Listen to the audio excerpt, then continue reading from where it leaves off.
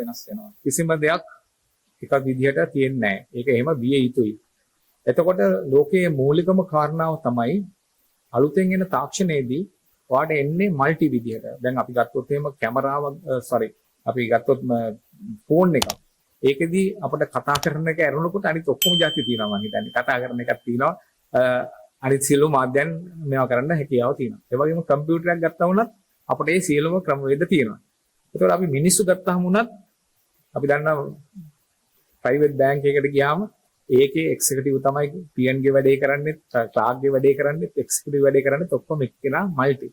ඒක තමයි පැවැත්ම. ඒක තමයි රාජ්‍යාංශයේ පැවැත්මක් නැත්තේ. මොකද රාජ්‍යාංශය අපි එක්කෙනාට වැඩ බෙදලා තියෙනවා. PN ගේ වැඩේ යා විතර PN කරන්න අදාළ ටික යා විතරයි කරන්නේ. එතනින් එහාට යා කිසි දෙයක් කරන්නේ නැහැ. ක්ලාර්ක් කෙනෙක් ගත්තත් එහෙමයි. එතනින් උඩ ඉන්න කෙනෙක් ගත්තත් එහෙමයි. ඒක නිසා තමයි රාජ්‍යාංශයේ තියෙන අකාර්යක්ෂමතාවයට හේතු වෙලා තියෙන්නේ.